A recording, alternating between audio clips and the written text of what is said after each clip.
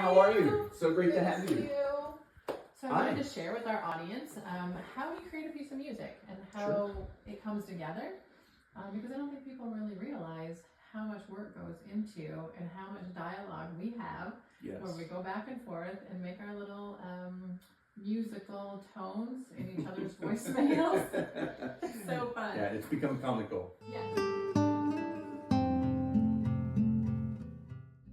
Process takes anywhere from 2 months to a year when we start talking and storyboarding, and we sit down here and I come over and we just figure out how do we want this to play out, what user experience do we want to have for the user, for the listener, and then we put together the song notes, and we're constantly collaborating via voice text and funny things where I say that little doo-dee-doo-doo-doo-doo, you're like, what? Yep. No, it's doo-doo-doo-doo, and I was like, no, it sounds like doo-dee-doo-doo-doo. So if anybody can ever hear our voice text and our conversations, they would be like, these two have a different language that we don't speak. True. My definition of clunky was that there wasn't your usual depth in it. If we had a tin can, it was very tinny, so inside the egg, but here on your speakers it sounds wonderful. And I just felt like it needed to have a little more of that depth, of that expansion. So that could mean a couple of things. Depth could mean this way, like deeper tones, give it a little more bass texture. Yep. And the egg loves bass. The egg loves the bassy kind of feeling when you're really feeling it in all your bones and muscles and tissues. Yes. It could also mean making the pizzicato strings here more reverberated. Okay. So instead of do, it could be dom. Right. So it just kind of rings out a little more. It makes the sustain last just a little bit longer. It could mean both. Okay. So what we could do to add depth, take them all down the octave, which basically just means instead of playing it here, I'm playing it here.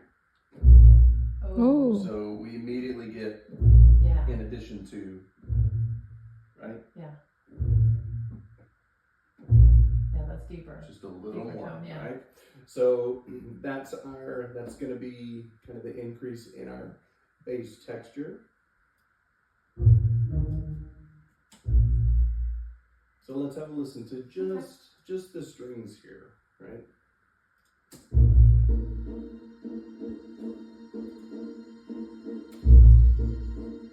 So that's already an improvement.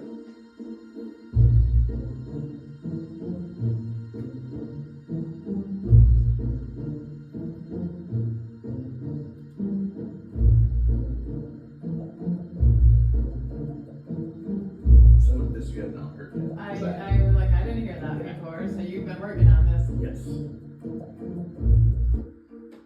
Add a little bit of marimba there.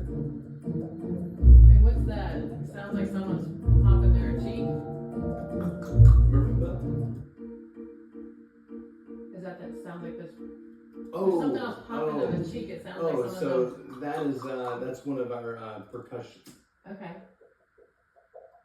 Yeah, Just that's to be weird. kind of ambient and spacious. Yeah. And the great part about this, we can always press delete if Gail doesn't like it. 100%. Feelings do not get hurt here. That's important. But I did develop this phrase a little bit and kind of bring the soul as it came out of the womb. Life is busy, life is busy. Now it's going to experience the pattern and the energy of this life in its harmonic structure as it did in the womb. Which is a little surprise for Gail. She hasn't heard that yet. I was like, what is that?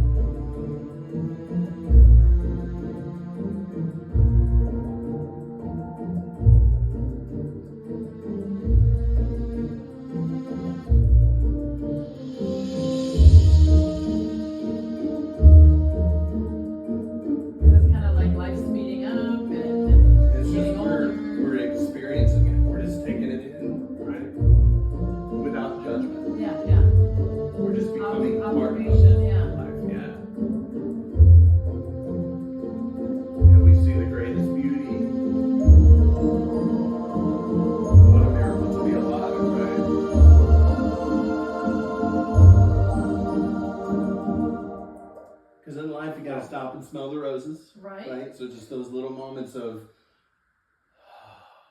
clarity. Yeah. Right? Love it. So still some shaping and polishing, but I'm so glad I know what clunky means now. Because the egg does sound amazingly, it's crazy because of the cubic airspace, the difference, right? I've set my subwoofer up to be right behind my chair just to try and simulate the proximity of where it sits to the listener in the egg. When that heartbeat comes in without that orchestral stuff, it comes in a little hot and it's a little startling in the egg. So just bring that down a little bit and make it smoother like you know how to do, and it'll be perfect. Okay. Cool. They want to perceive it as. In this case, we've decided on a very specific journey that travels horizontally through a progression of different things, which I'm very, very excited about. So once I know the story, then I can start creating the story, right?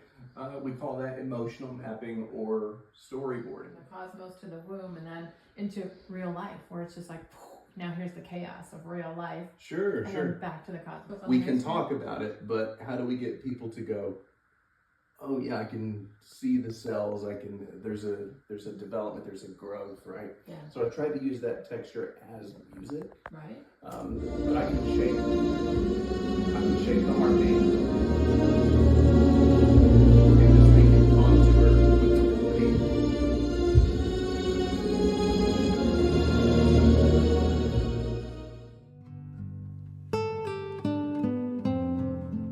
Basically, we're dealing with tonal instruments, orchestral type instruments, but we're also dealing with things that are a lot more in the line of what's called sound design. So it's not going to sound like your violins, your cellos, your brass, your choir. They're still pitched in certain keys. Example here.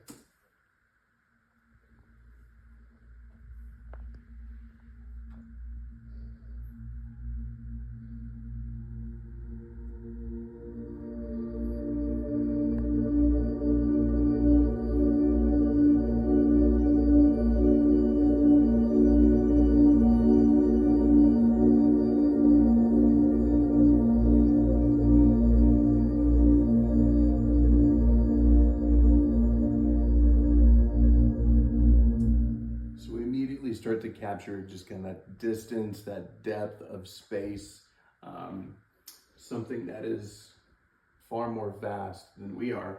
And interestingly enough, the texture I chose for our A sharp, D, F sharp is here, separate from kind of our galaxy tone, if you will. But I also have these panning. So the A sharp comes in far left. The next texture, D, comes in far right, and then the F sharp comes in center. And as they all come together, they're physically coming together into the center to form one texture. So just kind of the concept behind that. So what does some of these things sound like on their own?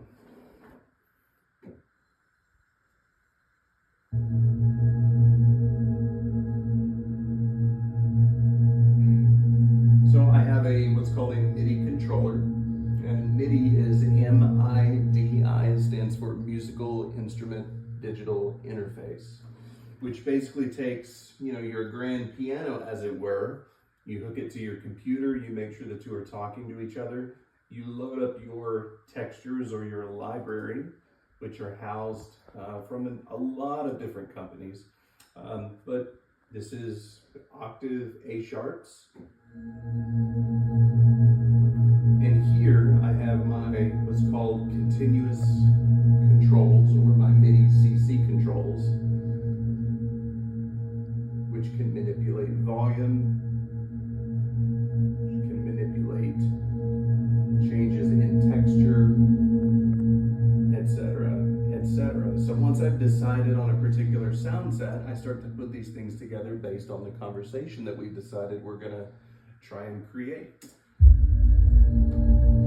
So now our soul is starting to move through the galaxy.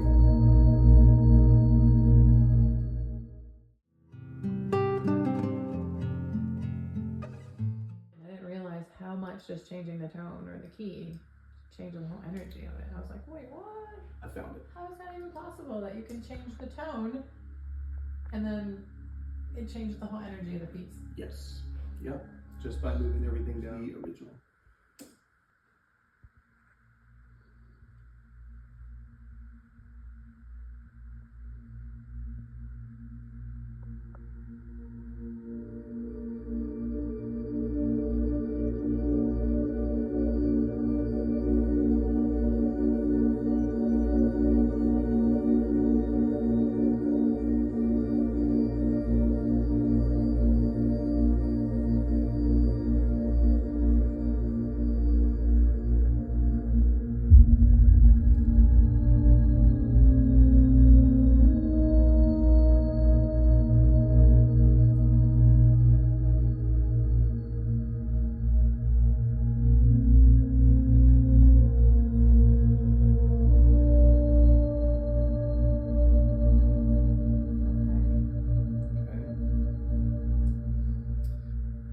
So then here we'll go to kind of the original key I started in. It's in the key of D flat,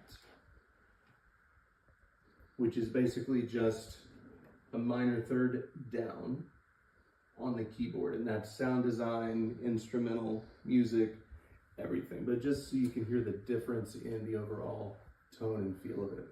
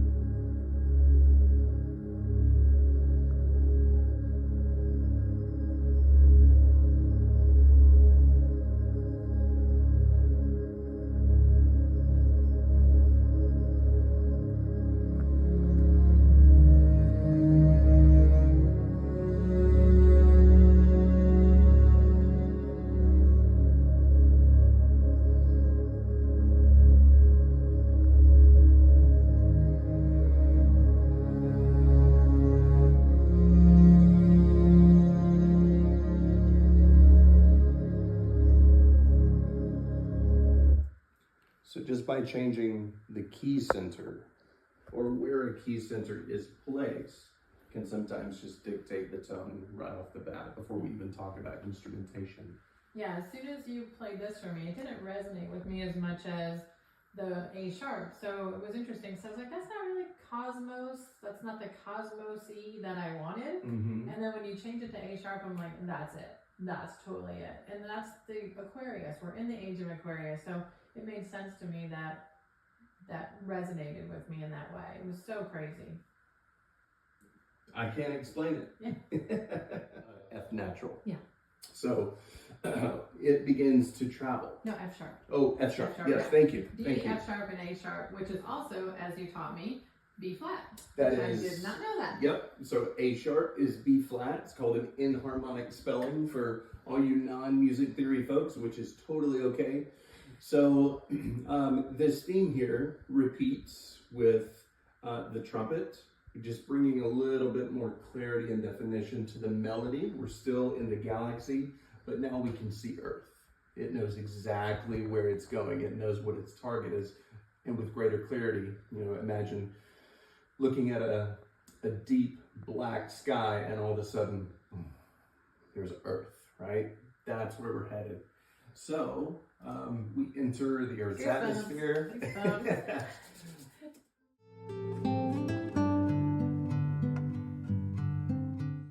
But yeah, there's an infinite amount of control that I have over the virtual instruments. The only instrument, or I'm sorry, the only musician really on these projects as we sit here, unfortunately, is me. So I'm fortunate enough to work with very, very high quality virtual instruments and a fantastic collaborator who is able to take some of my crazy little idea fragments and put them into something that, okay, this is a story now. It's not just a crazy part of an idea. So thank you for all of your coaching and your guidance. Well, I think we make a great team, and the egg is part of this team because the egg environment, the cubic airspace of the egg, you've come over and experienced it in the egg. Sometimes it sounds completely different than in your studio because you're in this room with a lot of the ether in the space. And sometimes I have to tell you, oh, okay, so it's a little bit heavy on the right, and you'll come over and adjust that for us so that the egg experience is, how do I want to say, just the most optimal?